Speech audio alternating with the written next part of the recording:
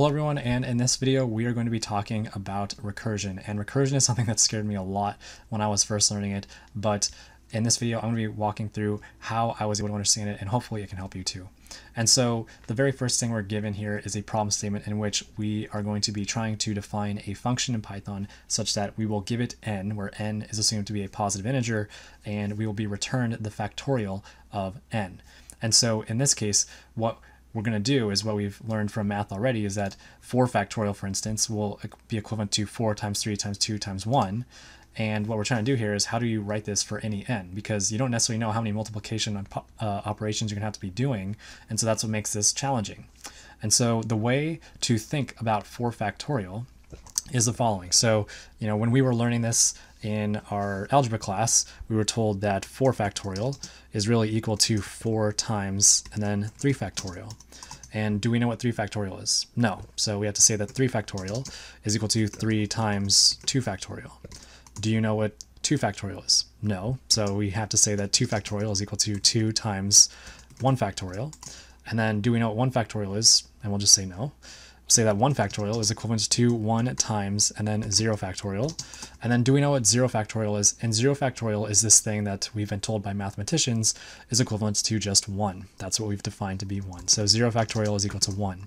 And so what I want to take away from this is that there are 2 types of clauses inside of these recursive functions. We have a base case and then we have a recursive case. The base case is the case in which we've fully defined everything and we don't need to continue calling our function again and again.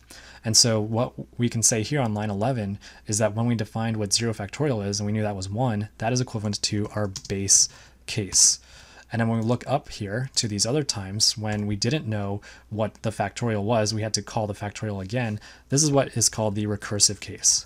And so that is the key thing to make note of in every single one of these operations, is just defining what is the base case. And then once you've defined your base case, when we start writing a method to actually calculate this, you'll know exactly what your first if statement should be inside of that function. And I'll show you guys right now. So basically, we've defined our base case because we've been told by mathematicians what is the definition of 0 factorial. So we do not need to continue asking what is the factorial of this, and then we can now calculate it. So if we were to now write an actual function to do this, I'll say def and factorial of n, and if n is equal to 0, we're just going to return 1.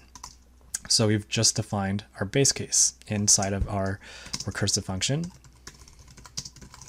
And now what we're going to do is we're going to define our recursive case. And in our recursive case, we're going to return n times factorial n minus 1. And so that is what happened in every single one of these from line 7 to line 10. These were our recursive cases in which we didn't necessarily know what was the definition of 2 factorial or 1 factorial or so on. And so now what we can do is just call our function like so. So if I go here and I'm just going to type in print factorial, and because we just solved it for 4, if we look up here for 4, 4 is equal to 4 times 3 times 2, which is equal to 24. If I now run this function, we should see what we expect come out, and we see 24. And so now what we've just discovered is how to write recursive functions in Python. If you want to pause the video here, I have an additional statement that we can look at. So in a second problem statement here, our goal is to calculate the nth number of the Fibonacci sequence. And so I already have a little sample here. So we have the Fibonacci sequence defined to be, the first 2 are going to be 1 and 1. And then the next index, or the next number of the Fibonacci sequence, will be equivalent to the sum of the 2 previous terms of this sequence. And so this is an example of the Fibonacci sequence, and there's sexier mathematical ways of defining this thing, but basically the very first thing for us to start at in terms of how do you begin to write a recursive function that tells us what the answer is here is to just start with what is your base case. And our base case here is that if n is equal to 1 or n is equal to 2, then we know that fib n must be equal to 1, because the first and second elements of this Fibonacci sequence will always be 1. by definition, and we're assuming that n will be a positive integer. And then in our recursive case, what we can say is the following, where if I asked for what was fib3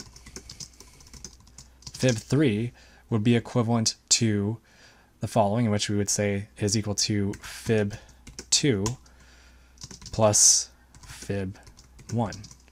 And this, just to write this out a little bit more programmatically, would be fib_n is equal to fib_n minus 1 plus fib_n minus 2. And so that is what the pseudocode looks like in terms of our recursive case as well as our base case for calculating the Fibonacci sequence index value. And so what we're going to do here is the following. So now we've defined our base case and our recursive case, is we're just going to say def fib, and fib is going to take in our value of n, our positive integer value n. And so if n equals 1 or n equals 2, we're just going to return 1.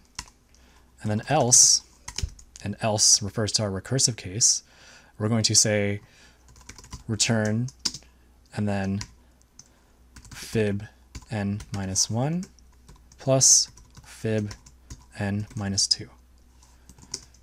And so that is how we can define this. We might not need these outer parentheses. And so now if we were to test this, if I look up here, we should expect our third element of our Fibonacci sequence to be the number 2.